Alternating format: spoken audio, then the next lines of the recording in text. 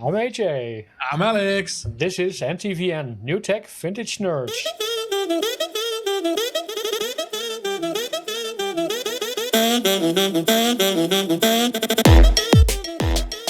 Well, vacation time is over, for us at Sort of. least. Sort of.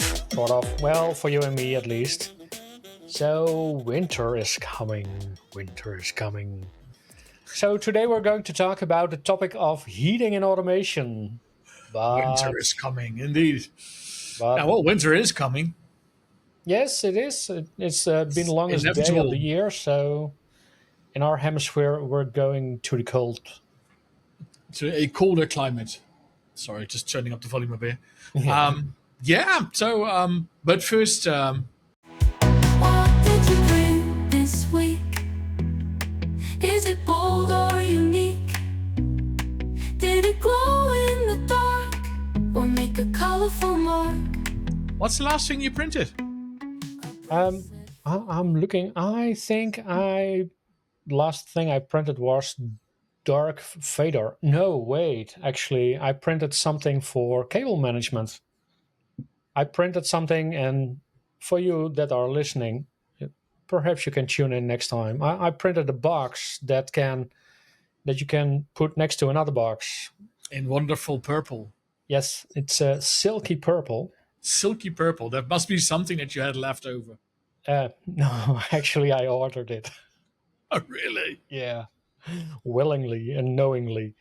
No, but it's a nice little box that you can hook to another box. So you get a string of boxes, and then there you can put cables in. You clam them together. Yeah, All right. you can slide them next to each other. All right.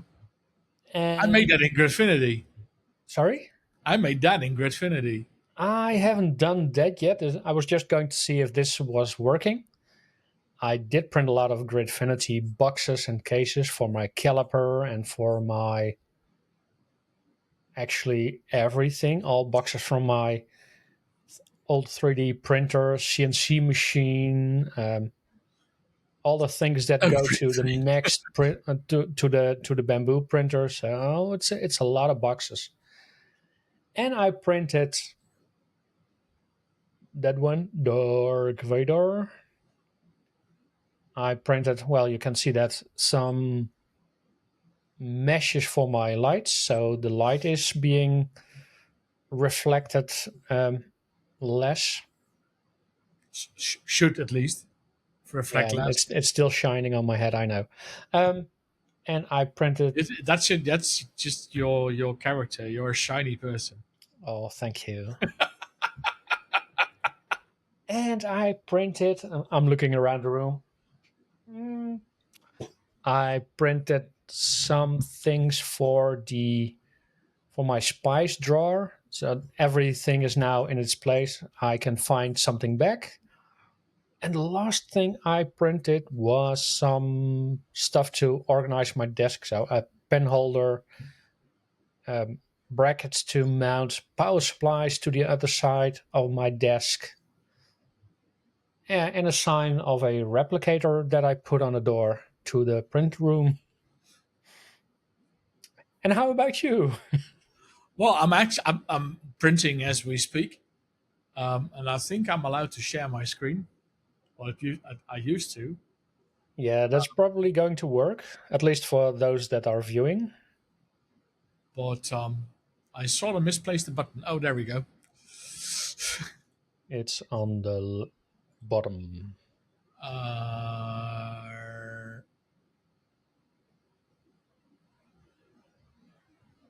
Brave tab window. There we go. So this is actually printing a square hook measurement thing Hmm. with very, very, very small letters. And if all goes well, the first layer is in black and all the other layers are in yellow. So as you can, if you are watching, as you can see, it just started the second layer. Um, I hope it will turn out right. We'll see. This is printing in ABS, and I noticed in the past that it has the tendency to actually warp and curl up at the ends, because I have the suspicion that the Bamboo Lab bed isn't heating the bed through to the edges. So I'm sort of thinking that the problem is actually mechanical here. But anyway, anyone who has ever printed with ABS knows that it warps very easily. So yeah, we'll see if this turns out all right. Yeah, And other than probably. that, I made I designed my own mount for a Unify Protect Instant G4 camera. That's a Really, mouthful. really, really, Ubiquity should stop stitching all those names together. I mean, I understand that you want the Unify ecosystem to reflect everything, but please stop stitching all those names together. It's insane. Anyway, so that mount actually allows you to either mount the camera vertically, or well, either upside down or downside up, right side up, but either way. Um, either under something or on top of something, which the original mount really doesn't allow you to. So if you want that design, just go find it on I think Maker World or Thingiverse. I've uploaded them both. If I don't So forget, I'll put the links down under in the description. yeah, so you can find it there. It's free to download. So use to your advantage. And Great. it's actually I printed it, and it's actually now outside, working very well actually. I was just going to ask. Yeah, we both got a printer almost a month now.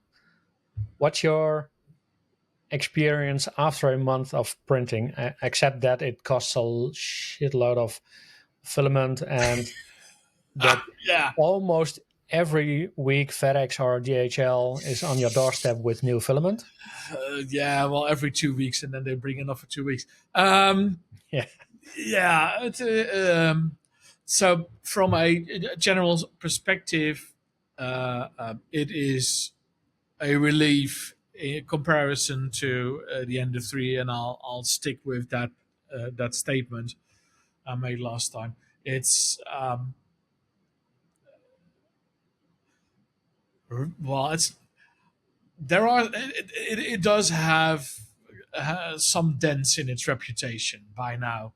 So I did have a couple of errors where we had a bed full of spaghetti.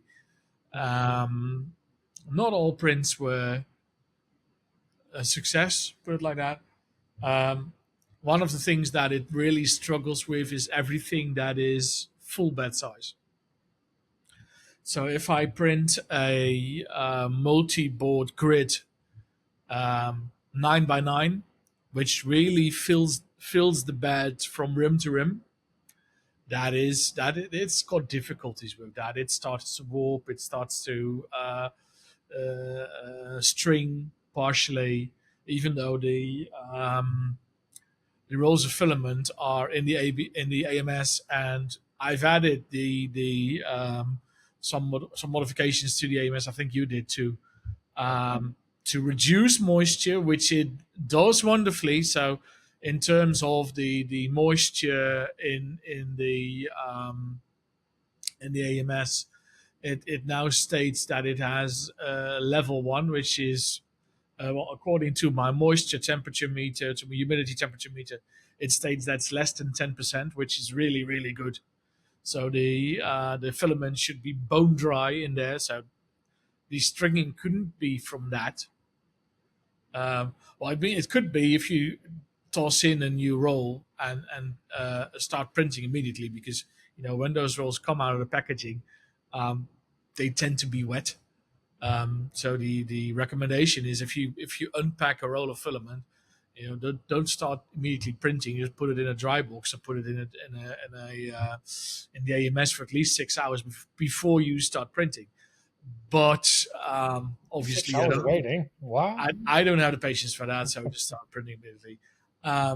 Anyway, you do see that it has some flaws. I did add a couple of modifications to the printer, although I swore I wouldn't. Um, so what I did do is I did print the top glass razor and added a lettering Mm, because the built-in LED is really is well, it's sort of a torchlight, basically. Um, you can see, but it's not really bright, and now it is. mm. Um, so the lighting now is phenomenal. So I'm really happy with that. I also printed a Gridfinity grid for the top of it. Um, Okay. oh, you haven't seen that one yet? No, Oh, hold I, on.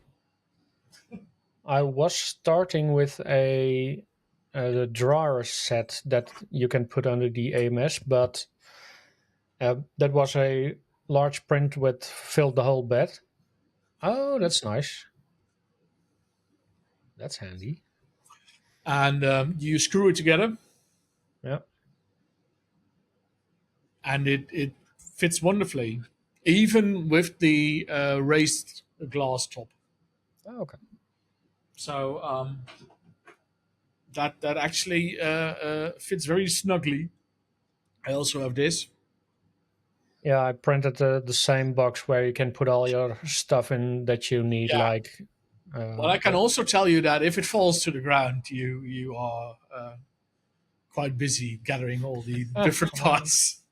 yeah, I put it in a drawer with a Gridfinity plate in it. Yeah, I should have done that as well, but it was on top of it, and I was moving the printer around, and then I grabbed the front side, and I accidentally grabbed uh, um, the little Gridfinity side, and then it tipped over, and I No. was under a rain of parts.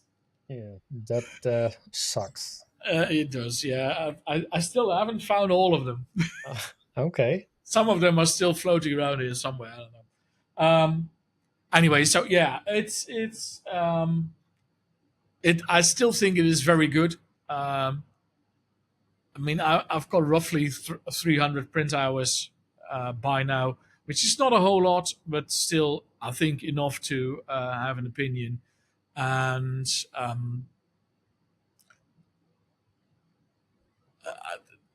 yeah, it's. I think for a, someone who really wants to do 3D printing because they want to prototype, do actually print stuff, and not be bothered with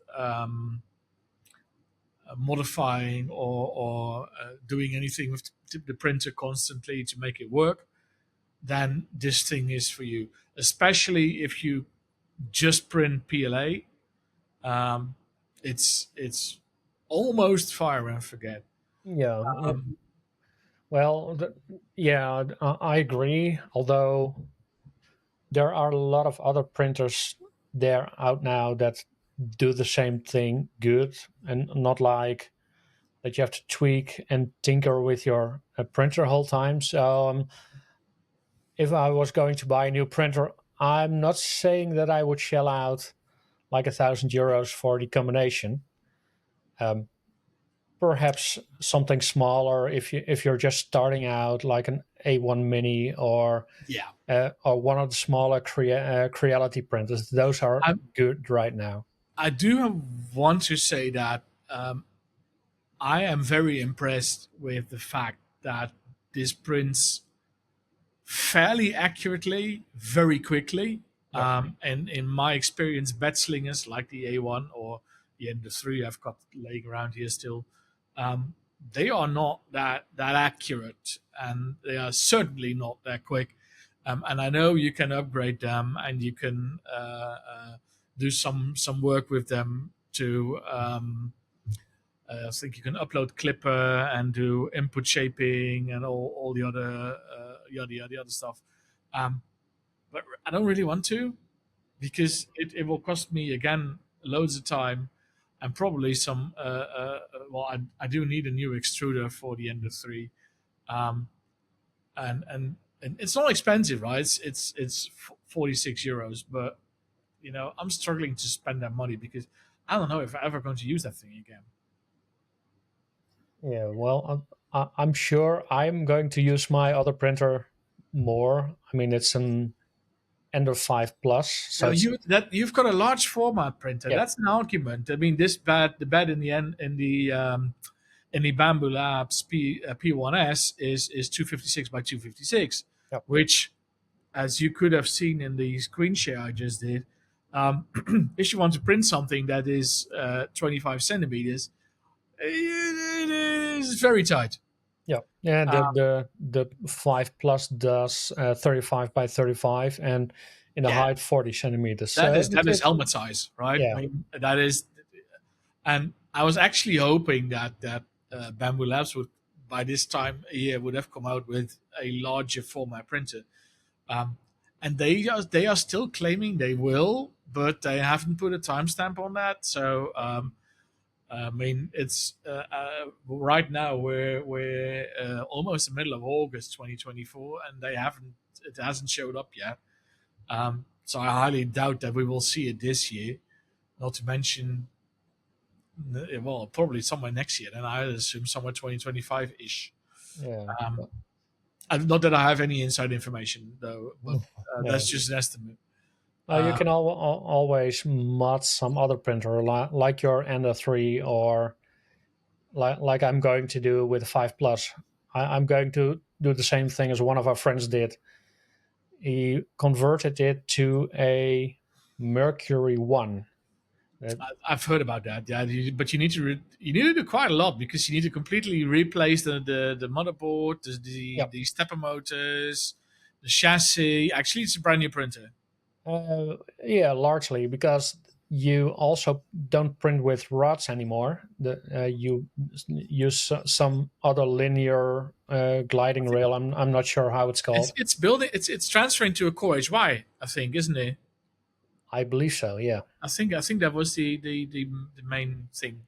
Well, oh, like I said, I've no idea. I don't know why, how, where, what, whatever. So yeah, possibly, probably. I don't know. Okay. Cool.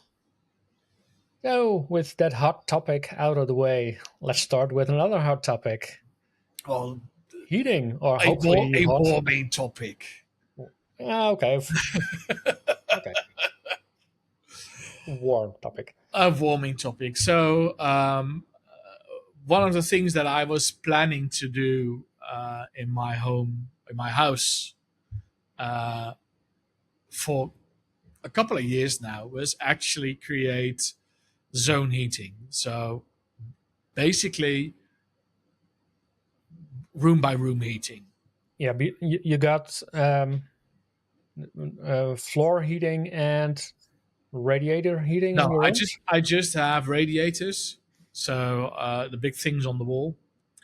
Um, and I don't have underfloor heating, unfortunately. I should have thought of that before we actually laid in the floor that we have. So we have, I don't know how it's called in somewhere else, but it's sort of a pebble floor, but it's really small. Is insanely durable, very comfortable, um, but it doesn't go well with underfloor heating. It will rip. Yeah. I So do remember that you had some electrical floor heating. yeah, well, we ripped that out. Well, we tried to at least. Um, anyway, so I don't have underfloor heating. So it's just the radiators mounted to the walls, um, and we are already. I mean, in at least in our part of the world, generally homes are heated with natural gas, and that means that in the winter the heater is constantly on, basically. Um, the thing is that ever since this funny country in the east started invading other countries, um, things like natural gas actually became very, very, very expensive. So, fortunately, prices went down again. But on the other hand, one of the things that our government has also set out is that we should actually stop consuming natural gas as a whole. Yep. So one of the things that I at least tried to limit the amount of natural gas that we use in my house is by having a smart thermostat. And actually, that worked out very well. So we consume a minimum amount of natural gas for heating, that is. Mm. We're still using it for cooking and warm water, but for heating, the amount of gas is actually very, very, very low.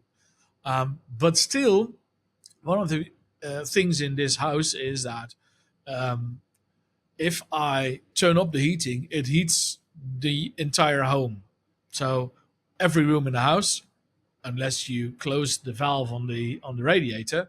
But if you completely close it, it doesn't get heated at all. And then if it's freezing outside, then it will be freezing inside, which is not good. So Not you good. always want to keep them open a little bit. Yeah. But it was unsteerable from a smart point of view. So what I invested in, and it actually was quite a painful experience because it was almost 3 grand in euros. Um, First of all, have temperature valves on the radiators, and then having automated, also smart knobs on the valves. Mm. Um, and I decided to go with Honeywell because, well, they are the largest, and like with, it's like with Philips Hue, they just integrate with everything. Is it the best decision? Maybe, maybe not. I don't know. We'll see in a year or two, three. But for now, at least, it works together with my home automation, and I can steer the temperature per room.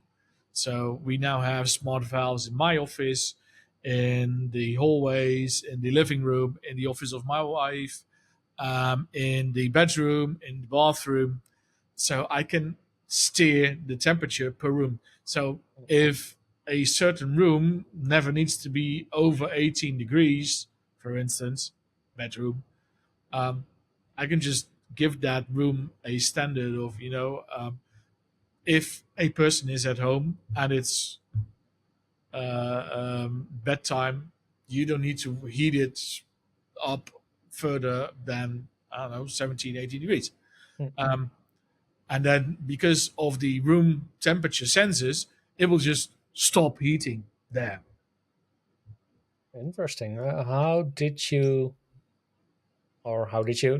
you using a bypass or something like that at the heater? Because if you turn down the main one in the living room, where the temperature there doesn't get higher than the temperature in another room, basically it would say to the heater, I don't need any heat, even though one of the other rooms might have to go hotter than the living room. Yeah, so it does that per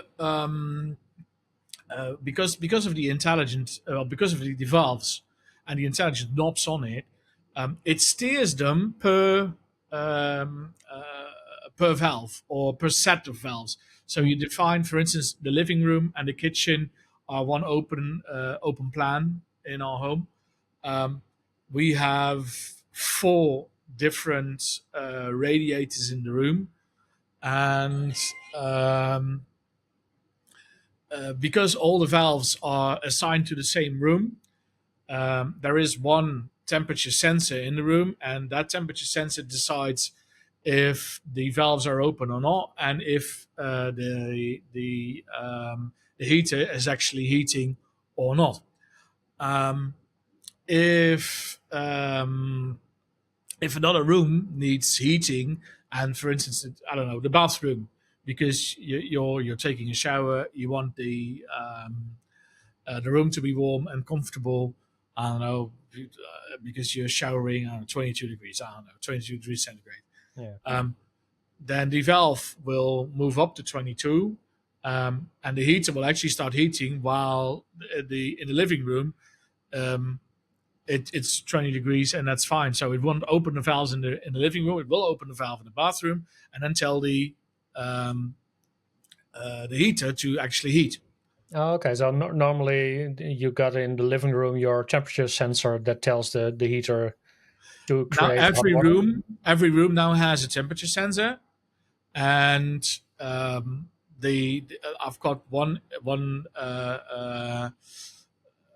control unit, and I can just decide which room needs to be on what temperature, and it will then tell the heater, you know, you need to burn and warm up, and then that control unit will control actually the heater to make sure that that room has that temperature, that room has that temperature, and it Yeah. will then shut off the heater when all the temperatures are reached. Yeah. So your central unit you had, that's it's going away, and this is the only thing that controls the heater. Exactly. So basically, that means that the heater in rooms like I don't know, the floor, so the hallways, um, or up on the gantry, or for instance, in my wife's office, those rooms will not be heated other than, I don't know, 7 or 8 degrees, because you know there's nobody there, and the only thing you want to prevent is frost on the inside. So it will keep them up to, I don't know, 10, somewhere between 7 and 10 degrees Mm. ish, and you know, you're just passing through anyway. Nice. So that's it, and I actually hope that it will save me again a bit of natural gas usage, so that first of all it will be cheaper, and second, we actually do a bit for the environment. Mm. Yeah, I was going to say I can tell stories about our heating, but we got central underfloor heating. It's always on. It's we tune it back a bit, but we don't do room by room temperature. It's not that feasible for our environment. It doesn't give us the same payback as you, even because we don't use natural gas. We only have electrical. We have a I even don't know what's it called in English. Warmtewisselaar. A heat Um, exchanger. heat exchanger. Thanks. Um, when everything is warm, it stays warm. It's a comfortable temperature. It's not like, and I talked about it with my wife last week.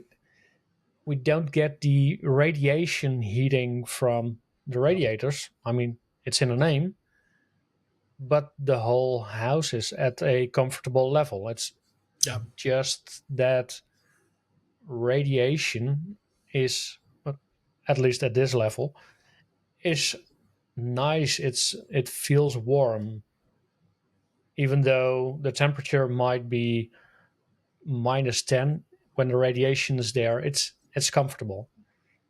So we don't do anything with that. Perhaps we're going to use some. You could use an IR panel. Yeah, that was what I was going to Yeah. say. She's got one under the desk, and perhaps we're going to do one of them in the living room, just to feel the radiation. Well, there are IR panels that you, first of all, you can steer with your home automation, but you can actually attach them to the ceiling, Yep, I know. Yeah. and they are quite nice. And generally, they are, well, they are fairly power efficient. They still consume quite a lot of power. I mean, I've got a little one, like you said, under my desk, and that thing on its own already consumes 400 watts. Um, so if you have that on all day, I mean, okay, fair point. My HVAC currently is consuming more power, But yeah, still, I mean, it's a constant of 400 watts if you've got it on. Yeah. Right? So you'll notice it definitely. Yeah. Yeah, I know. It's a different kind of heat. It's radiation heat, and it if you're used to that, it can feel more comfortable. Yeah. Are you going to integrate it with outside sensors like uh, there's wind coming or It the does expert? that. It does that on its own. So Oh, okay. it doesn't come with an actual outside sensor. I don't know. I may be able to add one though. I haven't looked at the system in detail yet. Mhm. Uh, First of all, because we were in the middle of summer, and today it's Yeah, it's well, almost right like now outside my 25 outside here. temperature is 24.3 degrees centigrade. So my heating isn't on. No. I haven't even thought of the heating schedules yet that I need to compose in my home automation yet. So I don't know about that yet. Um, it hasn't been top of mind, so to speak. Yeah. Um, but the thing is, in this part of the world, it's pretty hard to get an engineer to come in and actually install the stuff. And because this didn't only involve swapping the knobs for smart knobs, but it also they had to really swap out the physical thermostat knobs on every single radiator in the house, which were 10 pieces. So they had to drain the complete system. Mm. Um, and while he was at that, I gave him a couple of other tasks as well because well we did some additional work. So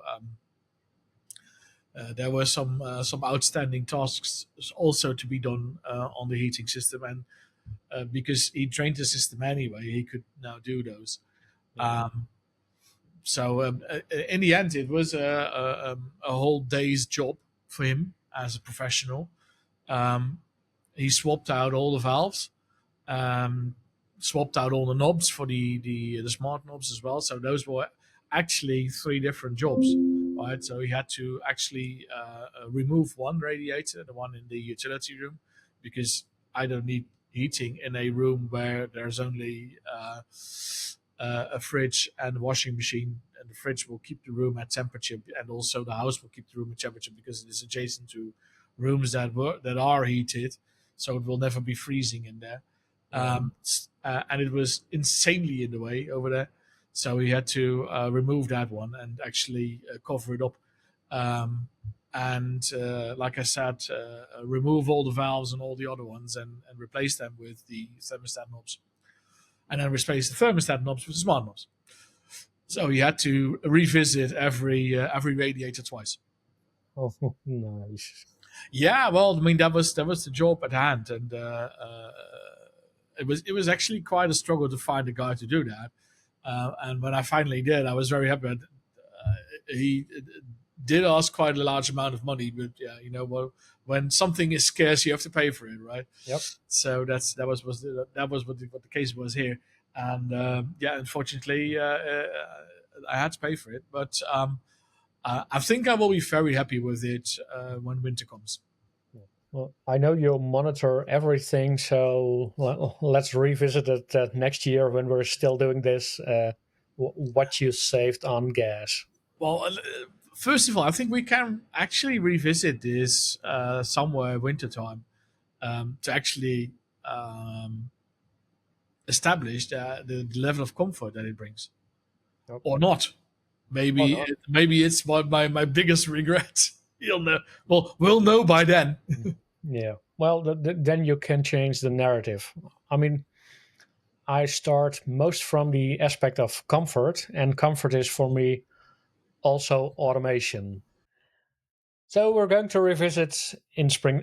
Sorry, in the winter time. I'd say so, yeah, and then have a look if it's actually as comfortable as we hope it's going to be, and we'll see from there if it actually was a good investment. Yeah, I think it's an interesting topic. I mean, I'm planning on doing some stuff with outside sensors. I now measure light intensity to control the screens, and I'm expanding that to wind as well as rain to be able to uh, uh, um, bring them up when it starts to rain or when the wind is too hard. I do that now by uh, scraping off a website, and I want to do it based on local measurements, local temperature, local Yeah, wind speeds, and stuff like yeah, that. yeah. I actually I run a little weather station locally, so on top of my roof, basically, based on NetAtmo. I have to say, I'm not. It's okay. And unfortunately, it's fairly expensive. Um, I back in the day when I was selecting what sensors I wanted to pick, I actually chose this solution consciously because of the fact that it's integrating with almost everything. Again, excuse me. But I noticed that recently I had quite a lot of incidents with the cloud service not being unavailable, and that Yeah, was very annoying because then I get no measurements whatsoever, even though it's on my local network. It just doesn't report. yeah. Um, so I'm looking into swapping Don't them out. spoil it. Don't spoil it. We're going to talk about it No, no, next no. time. I'm not going to spoil it, but we're looking into swapping them out for something that actually is completely local and not cloud based, Yeah, um, and yeah, that we same can here. actually leverage by reading directly from the sensors. Yeah, yeah. And we're going to do the same, and hopefully before we do another. No, I'm not going to promise that.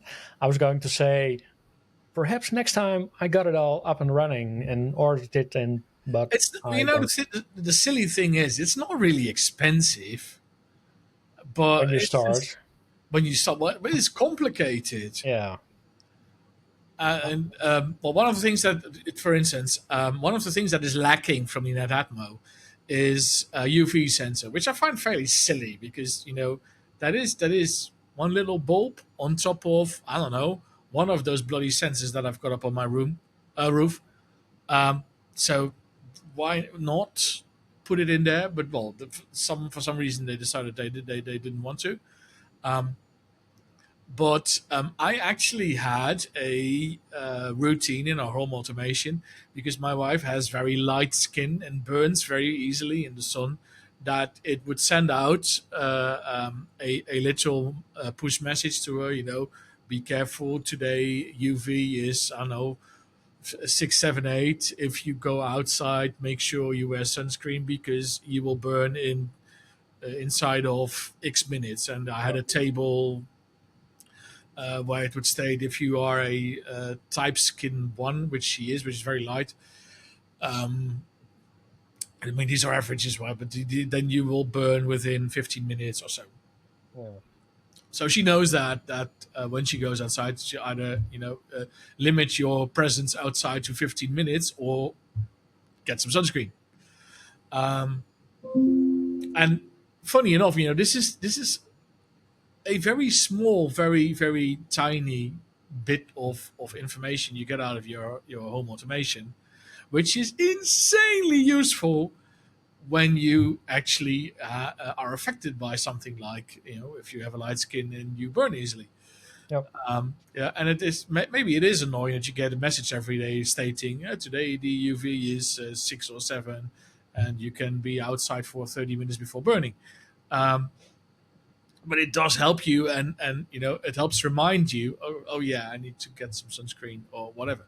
yeah, um, and that is something that is, for instance, lacking in the NetAtmo currently, and I don't think they have it, and they haven't updated their weather sensors for quite some time.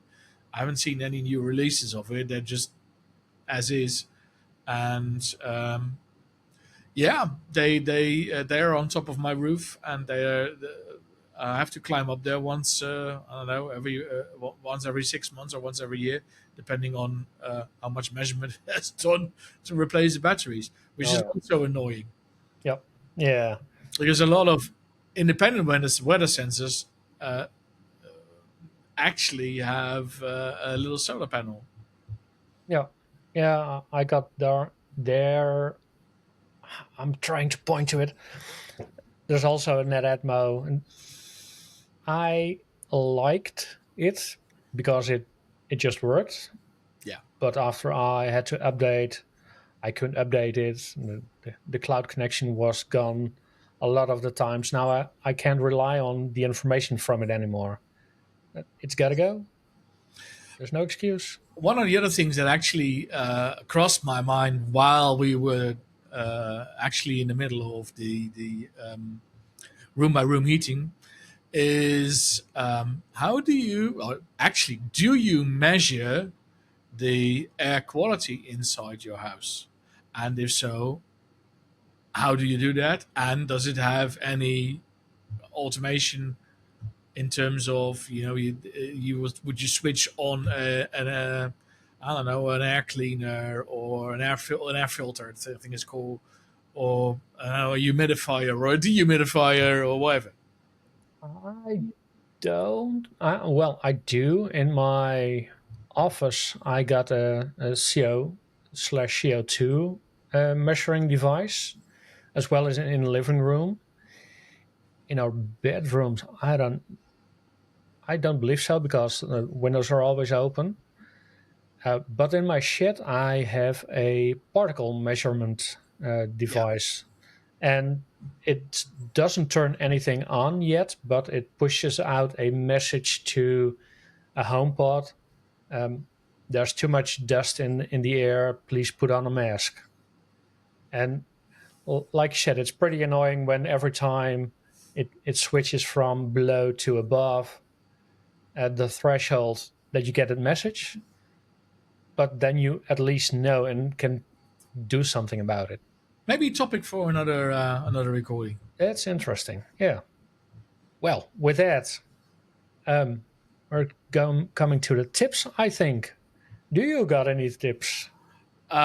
But other than my wonderful 3D design that I already talked about, um, I don't have anything. Do you have something for the audience? I was hoping that you had something. Well, don't buy a 3D printer. It it's costs bad. you It's a lot bad of for time and money. money. It's bad for No, budgets. um, well, actually, one of the things I would say is that's more general tip. Um, make sure that you create a place for everything. Then you can find it, and then it's easy to remember. Just store it where it's at. I just purchased another video capturing card because I lost the other one. He Though misplaced it. I I think I still have it. So when I find it, it's up for sale. But that's my tip. No other tips. Yeah, a lot of great designs on Maker World and Thingiverse and Thanks and stuff like that. So I keep a favorites list on a couple of these sites, but so perhaps we can share those links as well. All right. Well, with that, I'm AJ. And I'm Alex. See you next time.